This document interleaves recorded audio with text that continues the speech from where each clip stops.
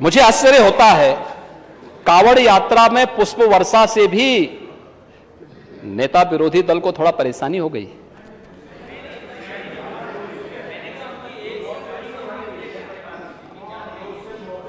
आपने तो कावड़ यात्रा को बैन ही कर दिया था, हमने तो चालू कर दिया। और हमारी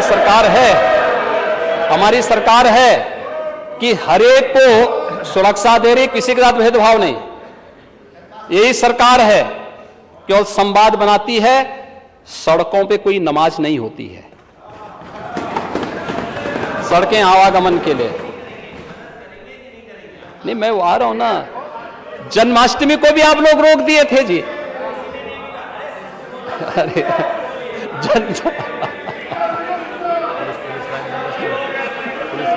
इन्होंने बैन कर दिया था जन्माष्टमी को। जब मैं 17 में आया, मैंने पूछा भी क्या जन्माष्टमी, उन्होंने कहा साहब ये तो सरकार ने बैन लगा रखा है। मैंने कहा क्यों? कहा नहीं, इससे वोट बैंक प्रभावित हो जाएगा, इसको मत करना। हमने कहा भी हर थाने में, हर पुलिस लाइन में जन्माष्टमी के पर्व और हर जेल में भी मनाओ। हमने प्रारंभ किया और मुझे प्रसन्नता है। कावड़ यात्रा में इस बार पुष्प वर्षा करने के लिए मैं स्वयं गया था और खड़े होकर के मैंने उस दृश्य को देखा था जहां पर भक्ति भाव के साथ 4 करोड़ कावड़ यात्री श्रद्धालुजन हरिद्वार से जल लेकर के आते हैं।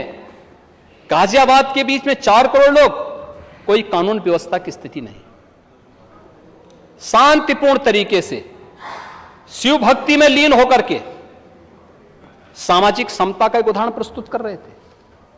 उसमें तो उनकी किसी ने जाति नहीं देखी, वे तो हर जाति के लोग थे, हर तबके के लोग थे। बहुत सारी जगह बहुत सारे लोग आए थे, लेकिन नेता विरोधी दल को परेशानी है इस सब में। ये पुष्प वर्षा क्यों हो रही है?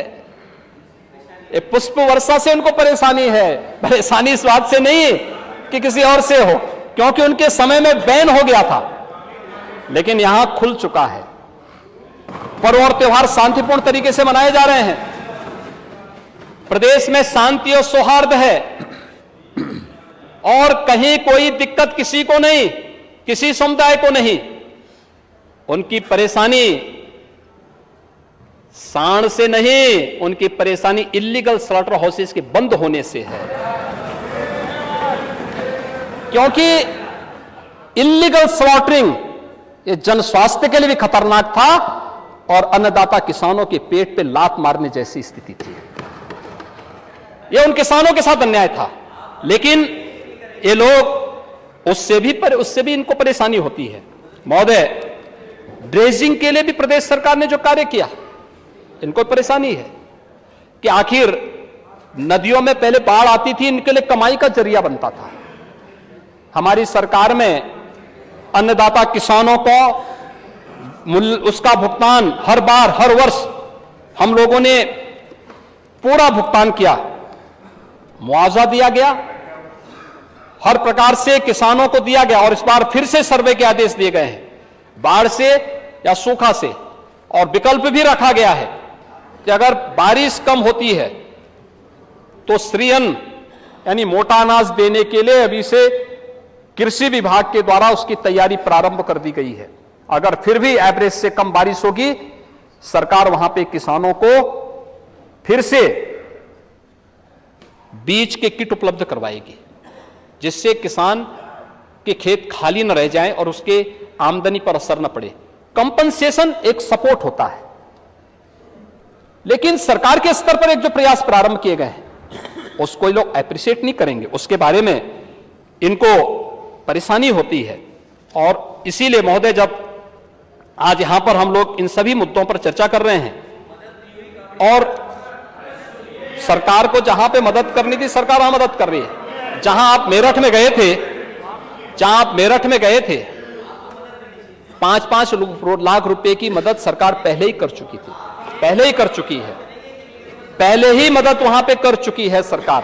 और सरकार के द्वारा पिक एंड चूज नहीं होता है, सरकार की एक पॉलिसी बनी है, सरकार उस पॉलिसी के अंतर्गत हर पीड़ित को ससमय मेरे कहने के पहले ही वह मुआवजा उसके खाते में पहुंच चुका होता है, या हमारे माननीय जनप्रतिनिधि अपने हाथों से खाते उसके पास देते हैं। उसकी जाति नहीं देखी जाती है, उसकी जाति नहीं देखी जाती है, उसका मत और मजहब नहीं देखा जाता है, नौकरी देंगे, उसका क्षेत्र और नहीं भाषा नहीं देखी जाती है, पैसा उसके खाते में जाता है। और यही नहीं, यही सरकार है, डबल इंजन की यही सरकार है जिस सरकार ने शहीद सैनिक परिवारों को आश्रय देने की दृष्टि से उनके परिवार के एक आश्रित को नौकरी देने की कार्रवाई की है। क्यों नहीं आपने 17 के पहले की? क्यों नहीं की आपने? आप तो भेदभाव करते थे, आप तो हर मुद्दे पर भेदभाव करते थे। आप कह रहे हैं कि $1 ट्रिलियन की इकोनॉमी कहां से बन रही है? क्या ये नए उत्तर प्रदेश के दर्शन आपको दिखाई नहीं देते? क्या ये सब चीजें आपको दिखाई नहीं दे रही? इंफ्रास्ट्रक्चर आपको दिखाई नहीं दे रहा है?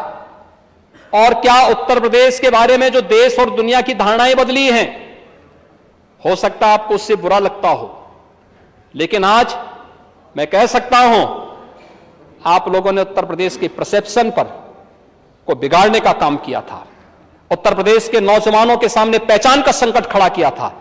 आज मैं कह सकता हूं उत्तर प्रदेश का कोई भी नागरिक, वो किसी भी दल का हो, किसी भी उम्र का हो, किसी भी जाति, किसी भी मत और मजहब का हो, आज के दिन पर उत्तर प्रदेश के बाहर जाएगा तो उस पर कोई प्रश्न नहीं खड़ा कर सकता है, उसको सम्मान की निगाहों से लोग देखते हैं। ये परसेप्शन है उत्तर प्रदेश का।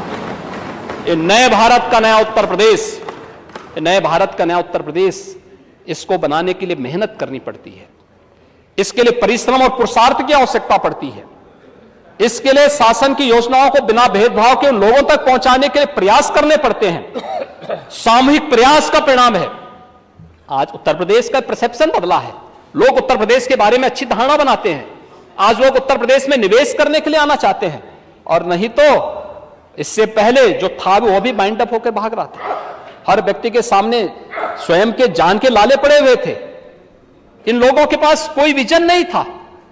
आज तो हम लोग कार्य कर रहे हैं, तब परिणाम सामने आ रहे हैं, और उसी परिणाम को आगे बढ़ाने की दृष्टि से आज जब यहां पे मुझे आश्चर्य हो रहा था, मैं देख रहा था नेता विरोधी दल जब अपना भाषण कर रहे थे, तो भाषण के दौरान बाढ़ और सूखा पे बोलने की बजाय सब कुछ वो बोल रहे थे, यानी इस मुद्दे की बजाय अन्य मुद्दों को छू रहे थे।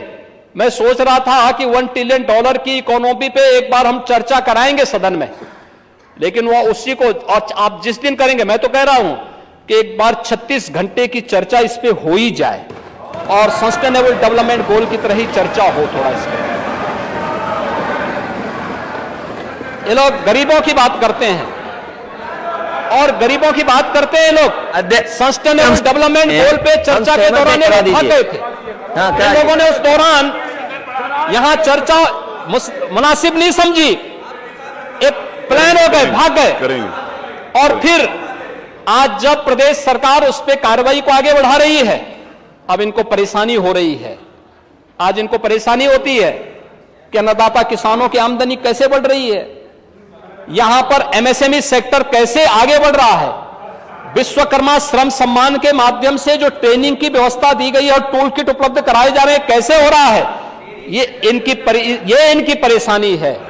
और इसलिए अपनी उस परेशानी को छुपाने के लिए, ये डेयरी सेक्टर खत्म हो गया, डेयरी सेक्टर पे क्या बोल रहे हैं?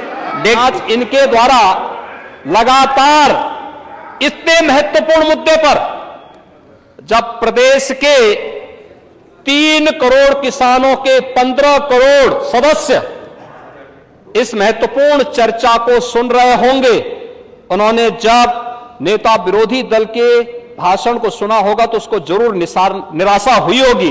निराशा इस बात की हुई होगी क्योंकि अन्नदाता किसानों के बारे में कोई भी शब्द उनके पास नहीं थे। बाढ़ और सूखा के बारे में उनके पास कोई शब्द नहीं थे, उस पर कहने के लिए उनके पास कुछ नहीं था। और वह इसलिए क्योंकि महोदय इसलिए नहीं था क्योंकि